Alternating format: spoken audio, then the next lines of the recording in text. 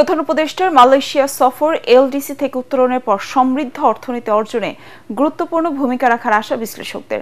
তারা বলছেন, অভিবাসন খাতে সফলতা না এলেও অন্য যেসব বিষয়ে সমঝোতা হয়েছে তাতে আগামীতে দুই দেশের অর্থনীতি আরও বেগবান হবে। তবে এ সম্ভাবনা কাজে লাগাতে বিনিয়োগ বান্ধব পরিবেশ এবং বিনিয়োগ আকর্ষণে আমলাতান্ত্রিক জটিলতা দূর করার তাগিদ দিয়েছেন বিশেষজ্ঞরা। ইমদাদুল্লাহ বাবুর রিপোর্ট। মালয়েশিয়ায় প্রধান উপদেষ্টার ৩ দিনের রাষ্ট্রীয় সফরে এবার ব্যবসা, জ্বালানি এবং শিক্ষাসহ কয়েকটি খাতে সফলতা এসেছে।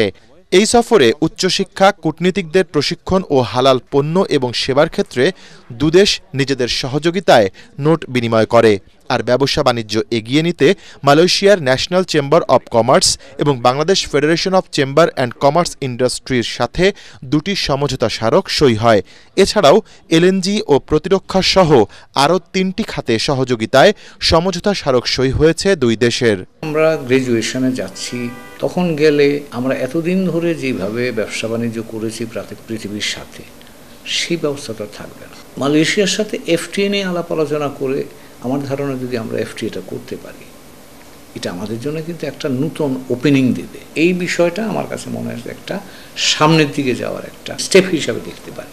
এনার্জি সিকিউরিটির জায়গায় কিন্তু গুরুত্বপূর্ণ কয়েকটা বিষয় আসছে। এলএনজির ইনফ্রাস্ট্রাকচার এবং রিনিউয়েবল এনার্জি।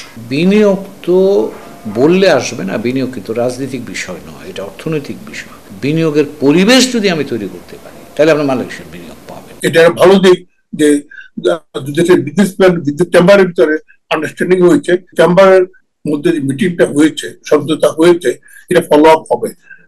ফলো আপ হলে তখন কোন ক্ষেত্রে কে বিনিয়োগ করবে সে একটা সুযোগ এসে গেছে মনে করি ভিজিটের মাধ্যমে। তবে বাংলাদেশের জন্য দ্বিতীয় বৃহৎ শ্রমবাজার মালয়েশিয়ায় অভিবাসন বিষয়ে আলোচনায় আসেনি কোনো অগ্রগতি।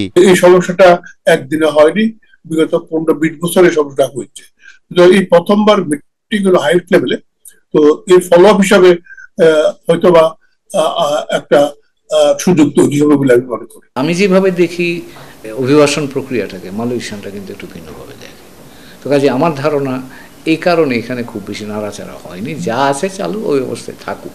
ব্যাচেলার্স বা শিক্ষিত যারা, তাদের জন্য ভিসার ব্যবস্থা একটা অভিবাসন একটা নতুন ডাইমেনশন হয়তো হবে। আমরা এটাকে শুধু টাকা আমদানির বিষয় হিসাবে দেখছি। এই অভিবাসীদের যাদেরকে পাঠাচ্ছি তাদেরকে যে আরও সক্ষম, আরও দক্ষ করে পাঠানো দরকার, সেই জায়গাটার প্রতি আমরা একদমই মনোযোগী না। সব ক্ষেত্রে সফলতা না এলেও বাংলাদেশ মালয়েশিয়ার মধ্যে গভীর ও দীর্ঘস্থায়ী বন্ধুত্ব আরও এগিয়ে নিতে সফরটি নিঃসন্দেহে বিশেষ গুরুত্ব রেখেছে বলে মত বিশ্লেষকদের। ইমদাদুল্লাহ বাবু, ATN বাংলা, ঢাকা।